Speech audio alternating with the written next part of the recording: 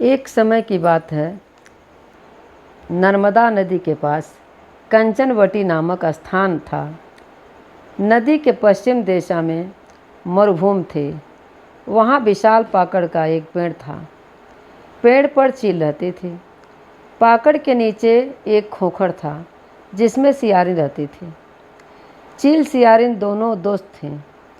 एक बार दोनों ने मिलकर कुछ स्त्रियों को जितिया व्रत करते देखा। तब दोनों ने यह व्रत करने का संकल्प लिया। फिर दोनों ने भगवान जिमूत वाहन की पूजा करने के लिए यह निर्जला व्रत रखा।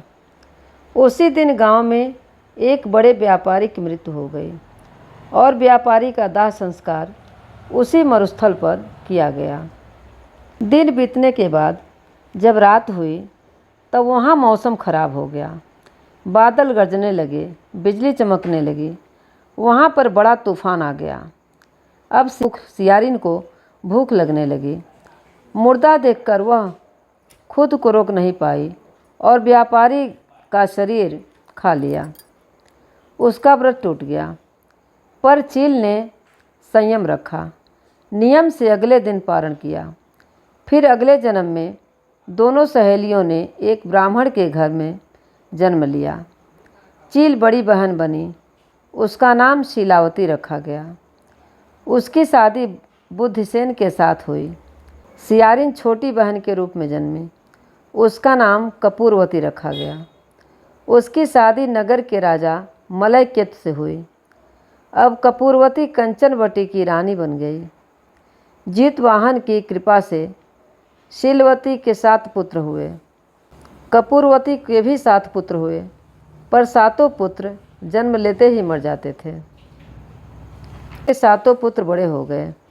7 पुत्र राजा के दरबार में काम करने लगे। कपूरवती के मन में इन्हें देखकर ईर्ष्या की भावना आ गई और उसने राजा से कहकर शीलवती के सभी पुत्रों का सर कटवाकर और 7 नए बर्तन मंगाकर उसमें रख दिया। लाल कपड़े से ढककर शीलवती के घर भेज दिया। यह देखकर भगवान जितवाहन ने मिट्टी से 7 भाइयों के सिर बनाए और सभी के सिर को उनके धड़ से जोड़कर उस पर अमृत छिड़क दिया। अब 7 भाई जिंदा हो गए और अपने घर लौट आए। रानी ने जो सिर भेजा था वह फल बन गए। दूसरी ओर रानी कपूरवती ने शीलवती के घर से पुत्रों की मृत्यु का समाचार सुनने के लिए व्याकुल थी। जब बहुत देर तक कोई समाचार नहीं आया तब कपूरवती खुद बहन के घर चली गई। वहाँ जाकर 7 बच्चों को जिंदा और खुश देखकर वह बेहोश हो गई। जब उसे होश आया तो अपनी बहन को उसने सारी बात बता दी। उसे अपने गलती का पछतावा हो रहा था। भगवान जितवाहन के कृपा से शीलवती को अपने पूर्व जन्म की बातें याद आ गईं। वो कपूरवती को लेकर उसी पाकड़ के पेड़ के पास गई और उसे सारी बात बताई।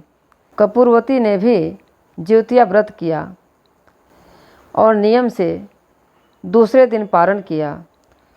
तब उसके भी जो पुत्र हुए वह जिंदा रहे। जैसे उसका दिन लौटा सबका दिन लौटा।